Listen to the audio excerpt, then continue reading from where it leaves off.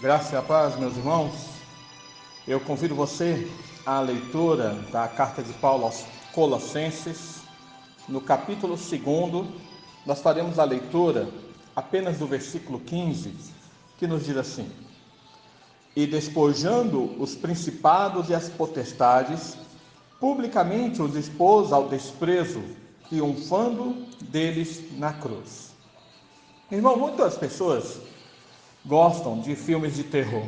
É um dos estilos de cinema que atrai um grande público e cada ano, portanto, são produzidos novos filmes nesse tema. Essa luta entre luz e trevas, ora ganhando uma, ora ganhando outra. Mas, biblicamente, você nunca verá Deus ou mesmo Jesus lutando contra Satanás ou qualquer demônio. É interessante porque é uma história de Lutero, no qual ele diz que certa vez estava dormindo e acordou no meio da noite e ele viu Satanás ao pé da sua cama, ali em pé, olhando para ele. A reação de Lutero é que surpreende. Ele conta que ao ver então o diabo ali ao pé da sua cama, ele se vira para o outro lado e continua dormindo. Irmãos, essa atitude é uma atitude de quem não apenas poderíamos dizer assim, é corajosa, mas de desprezo a respeito do próprio diabo. Veja, na meditação anterior, nós vimos como, através de Jesus, nossa dívida do pecado é quitada diante de Deus. Não há nada mais a pagar, além daquilo que Jesus já fez na cruz. Mas, além de pagar a nossa dívida, o que Paulo vem nos mostrar agora é que Jesus também venceu sobre aquilo que era a declaração da nossa derrota. Uma das características que a Bíblia coloca a respeito das hostes espirituais malignas é que elas procuram acusar os homens diante de Deus. Nós vemos um pouco dessa imagem com aquilo que é narrado nos primeiros 2 capítulos do livro de Jó. Um homem de Deus como Jó ainda é alvo de ataques daquele que anda ao nosso derredor procurando a quem possa tragar. O próprio Deus havia declarado que Jó era um homem íntegro, justo e temente a si. Mas ainda vemos Satanás diante de Deus procurando acusar Jó de ser uma pessoa que somente não nega o nome de Deus por causa das benevolências que ele recebe. Veja que Paulo ele já havia mencionado esses seres anteriormente aqui nas nossas meditações. No capítulo 1, versículo 16, ele falou que os principados e as potestades fazem parte da criação que estão sujeitas a Cristo. No capítulo 2, versículo 10, novamente ele falou a respeito da autoridade de Jesus sobre todos eles. Principados e potestades aqui não inclui apenas seres espirituais malignos, mas inclui todos os anjos também. Mas quando aqui no versículo 15, Jesus fala sobre o despojamento desses principados e potestades, ou melhor, Paulo fala, ele tem em mente especificamente os anjos malignos. E aí, irmão, nós de fato vemos quando Jesus se encarnou, a gente olha e observa as narrativas que demonstram a sua autoridade sobre os demônios.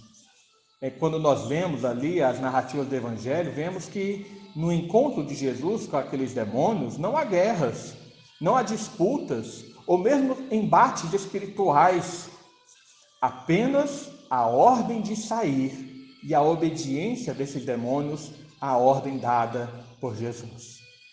Então, quando Paulo, no nosso versículo, fala a respeito do despojamento desses principados e potestades, está deixando claro aos crentes que não há mais nada que esses seres possam fazer contra nós, não há mais nada que eles possam fazer contra a igreja, nada que possam fazer contra os filhos de Deus. Na época ali do Novo Testamento, havia um costume que, quando o exército romano obtinha vitória sobre os seus inimigos, eles retiravam as armas e armaduras do exército derrotado e mostravam isso em uma marcha triunfal. Essa imagem era para ilustrar que o inimigo não tinha mais armas, não tinha mais forças contra eles. E é essa imagem que está na mente de Paulo aqui no nosso versículo. Os inimigos de nossa alma não têm mais nenhum poder contra os filhos de Deus. Não possuem mais armas, não possuem mais armaduras que possam lutar contra a igreja do Senhor.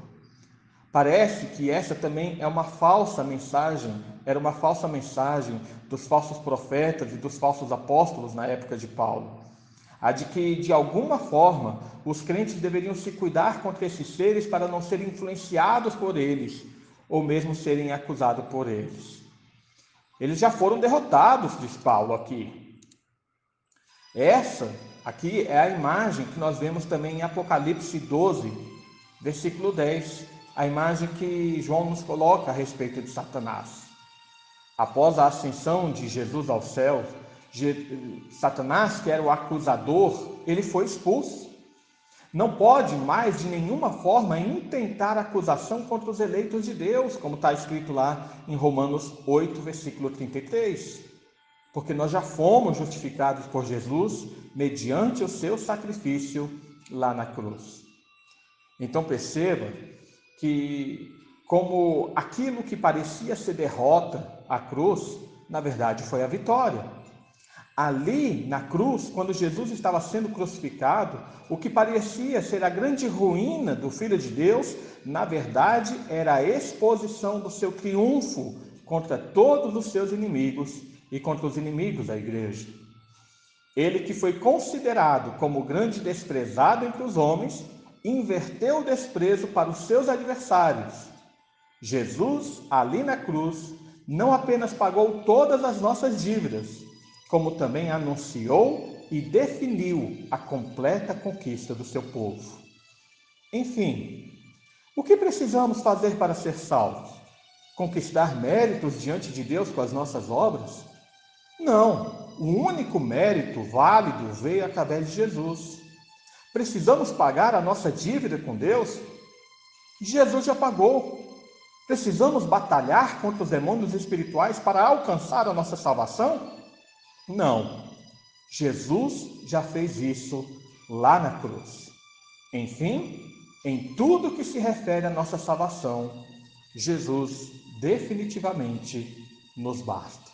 Que Deus nos abençoe. Oremos nesse momento. Pai amado, mais uma vez nós nos colocamos diante de Ti. Agradecemos por Tua obra em nossa vida, agradecemos pelo Teu agir para conosco. Agradecemos, ó Pai, porque embora sejamos pecadores, falhos, cheios de erros, a Tua graça, Senhor, nos alcançou e nos aproximou de Ti. Te agradecemos, ó Pai, porque por meio do Teu Filho Jesus nós fomos resgatados. Por meio do Teu Filho Jesus nós tivemos os nossos pecados perdoados. Por meio dele todas as nossas dívidas foram quitadas. E por meio do Teu Filho Jesus ali na cruz, todos os nossos inimigos também foram derrotados. Te agradecemos, Senhor, por demonstração do Teu grande amor para conosco, mas também do Teu grande poder em nossa vida e também diante dos nossos inimigos. Ajuda-nos a viver para o Teu louvor. É isso que desejamos, em nome de Jesus, clamamos. Amém.